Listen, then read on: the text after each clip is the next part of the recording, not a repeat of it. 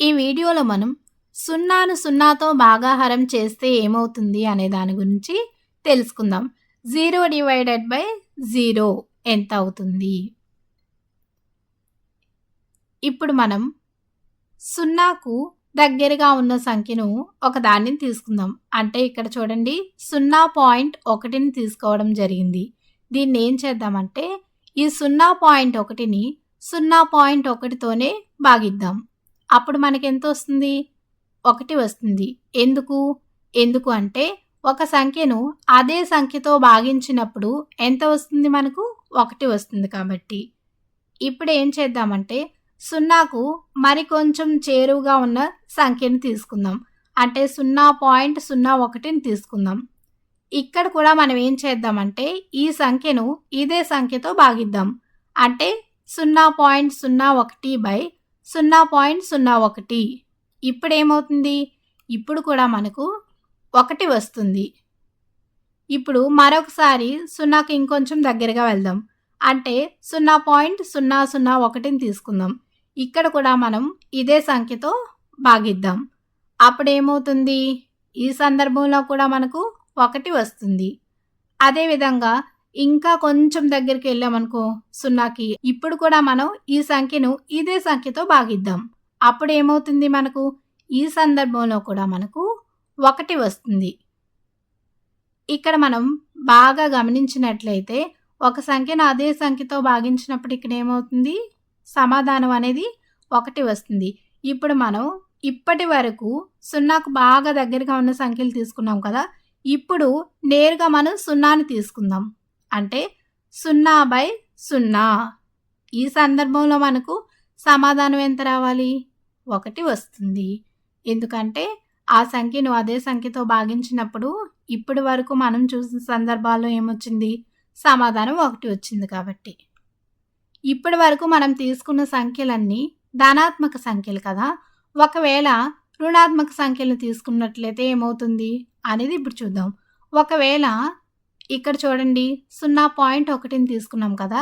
ఇది -0.1ని తీసుకున్నట్లయితే అంటే -0.1. ఇప్పుడు -0.1/-0.1 అవుతుంది. ఇప్పుడు మైనస్ క్యాన్సిల్ అయ్యి సమాధానం ఏమవుతుంది? మళ్ళీ 1 వస్తుంది. అంటే ధనాత్మక సంఖ్య వస్తుంది. ఇప్పుడు ఒకవేళ ఇవన్నీ కూడా రుణాత్మక సంఖ్యలు అయితే అప్పుడు కూడా మనకు 1 సమాధానం వస్తుంది. అది కూడా ధన సంఖ్య వస్తుంది. కాబట్టి 0/0 అనేది మనకి ఇక్కడ ఎంత వచ్చింది? 1 వచ్చింది. ఇప్పుడు మనం మరొక సందర్భాన్ని చూద్దాము. ఇక్కడ చూడండి సున్నాకు దగ్గరగా ఉన్న సంఖ్యతో భాగిద్దాం. అంటే 0.1తో భాగిద్దాం. ఇప్పుడు మనకు సమాధానం ఎంత వస్తుంది? అంటే 0 వస్తుంది. ఎందుకంటే 0ను ఏ సంఖ్యతో భాగించినప్పటికీ మనకు సమాధానం ఏమొస్తుంది? 0 వస్తుంది.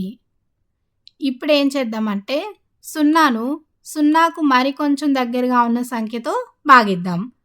ఈ సందర్భంలో కూడా మనకి ఎంత వస్తుంది? 0 వస్తుంది.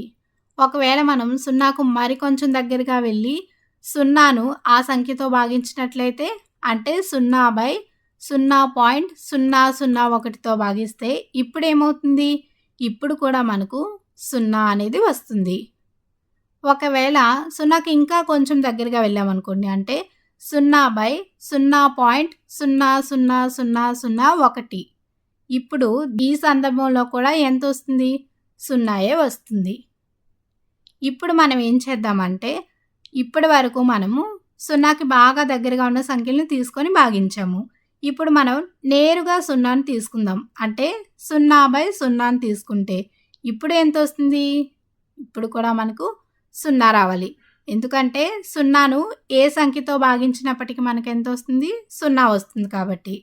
ఇప్పుడు మనము ధనాత్మక సంఖ్యలను తీసుకొని భాగించాము. ఒకవేళ ఈ సంఖ్యలు రుణాత్మక సంఖ్యలు అయితే అంటే 0/-0.1తో భాగిస్తే 0ను ధనాత్మక సంఖ్యతో అయినా రుణాత్మక సంఖ్యతో అయినా ఏ సంఖ్యతో భాగించినప్పటికీ మనకు సమాధానం ఎంత వస్తుంది? 0 వస్తుంది. కాబట్టి ఇవన్నీ కూడా రుణాత్మక సంఖ్యలతో భాగించినా సరే మనకు సమాధానం సున్నాయే వస్తుంది. కాబట్టి ఈ సందర్భంలో మనకు 0/0 ఎంతొచ్చింది? 0 వచ్చింది. ఇప్పుడు బాగా గమనించండి.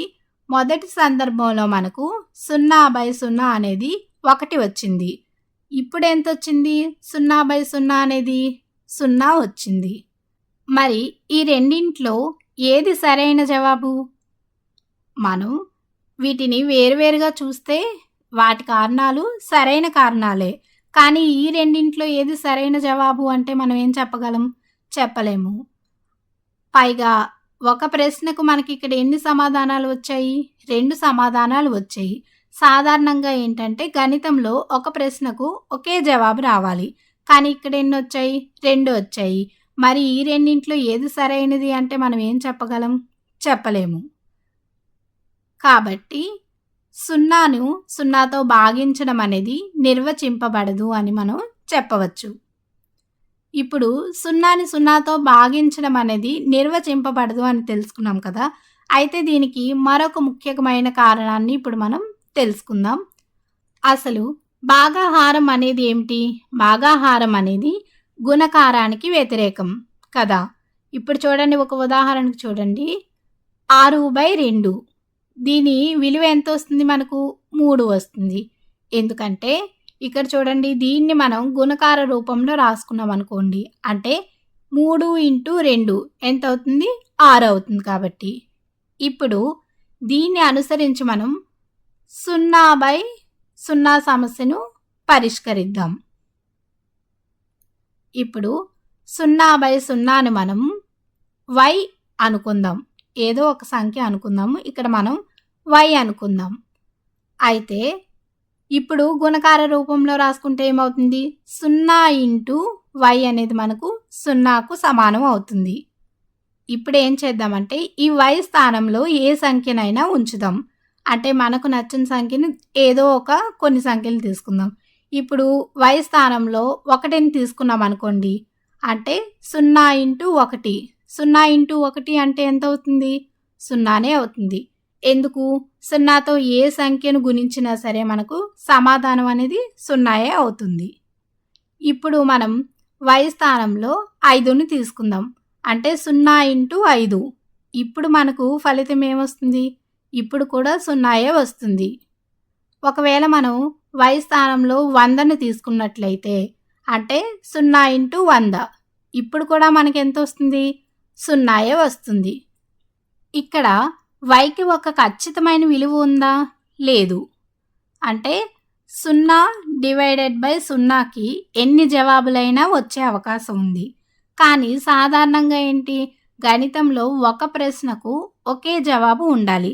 కానీ ఇక్కడ మనకు ఎన్ని జవాబులు వచ్చాయి? ఎన్ని అనేది కూడా మనం చెప్పలేము. ఎందుకంటే y స్థానంలో 1000 అయినా తీసుకోవచ్చు, 1,00,000 అయినా తీసుకోవచ్చు, సంఖ్య 3 అయినా తీసుకోవచ్చు, ఏవైనా తీసుకోవచ్చు. ఎన్ని జవాబులు వస్తాయో కూడా మనం చెప్పలేము. కాబట్టి 0ని 0తో భాగించడం అనేది నిర్వచింపబడదు అని మనం చెప్పవచ్చు.